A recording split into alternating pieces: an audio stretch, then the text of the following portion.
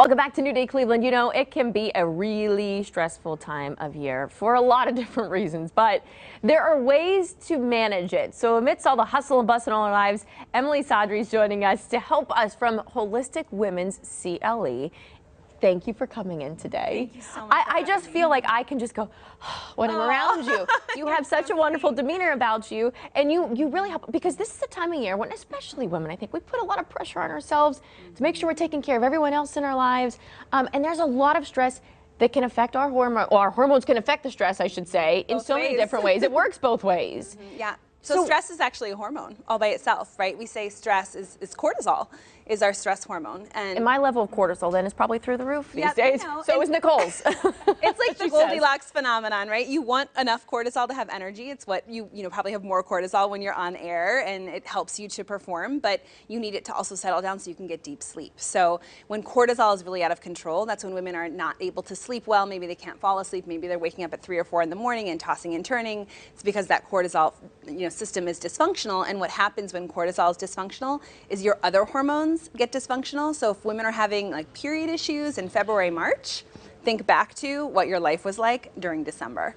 Here's the thing, clearly, everything that we go through in life, so much of it stems from our hormones. Yep. How do we maintain them? What is the best way to keep them in check? How do we, learn to look for signs that might trigger something that we need to know that we need to do something about them then? Yeah, so the way you start is with the basics. So the 4 things that really contribute to hormonal balance are getting good sleep and having in sync circadian rhythms. So waking up at the same time every day, going to bed at the same time every night, getting fresh sunlight during the day so that your brain really knows what time it is. Like we're designed to talk to the sun, really.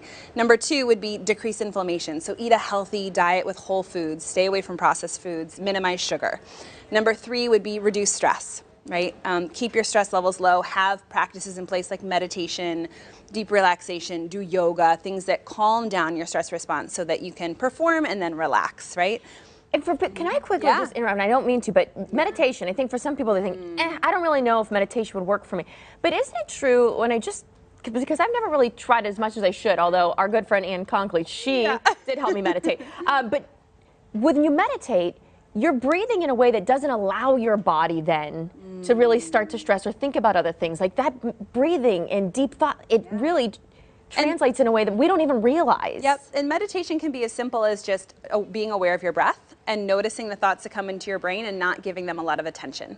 So kind of noticing the thoughts, letting them pass, and then coming back to your breath and just feeling centered. And you can do that in the car, right? It doesn't have to be this thing where you have a pillow and wake up every morning and have a routine. It can just be part of your day where you get centered. And you notice the way that your chest rises and falls when you breathe, Now, again, if we get back into the holidays here then, I know people go through the holiday stress, then the holiday hangovers almost, so to speak. How are we managing specifically the holidays? Yeah, so let me give you 2 scenarios. So scenario A is like not the way to do it, right? I think that there's so many parties and women are so concerned about not putting on weight. And so one of the things that you might do is, well, I have this party tonight, so I'm just going to skip lunch. I'm not going to eat. And then I'm going to go to the party. And then if I indulge a little bit, it's going to be okay. But what you really want to do in the right scenario is eat adequate protein and take care of yourself during the day so that it's not like this binge fast when you get to the party, right? I always say have something to eat before you go to the party, preferably a high protein snack or meal with like 30 to 50 grams of protein. And then you're gonna maybe want a little bit of sweet, but you're not gonna have a big hunger for it, right? You're also gonna stabilize your stress response if you're eating adequate protein. What about detoxing after the holidays? Is there a way to do something like that for you, right? Yeah, so I mean, there's really simple things that you can do to support your detox, like natural detox pathways in your body. Number 1 would just to eat within a 10-hour window during the day, instead of like having cream in your coffee at 5 a.m. or 6 a.m. and having a glass of wine at 9 p.m. That's really extending the time that you're eating. If you eat within a shorter window, your body has time to rest at night and detoxify. Number 2, that's a super simple practice that everybody can do, is just do warm lemon water in the morning. Yes, I always hear it and I never do it. You're gonna make me start to do this now. It's so easy. It is. You can even put a little sea salt in there, and that has electrolytes, and that really improves liver detoxification. And it gets digestion going. So do that and wait at least an hour and a half after you wake up before having coffee, and have it with food.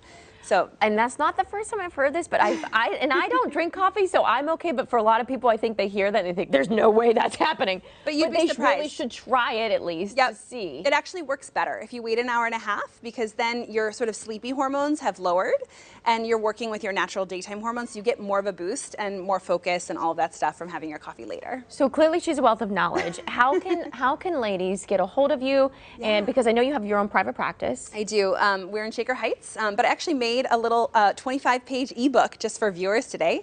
It's called How to Eat Right and Stress Less During the Holidays, and it has a bunch of high-protein recipes in it and all that stuff. So if you go to emilysadri.com / which is right up on the website. Oh, / Fox 8 for this. emilysadri.com / Fox 8, and you can get a free download.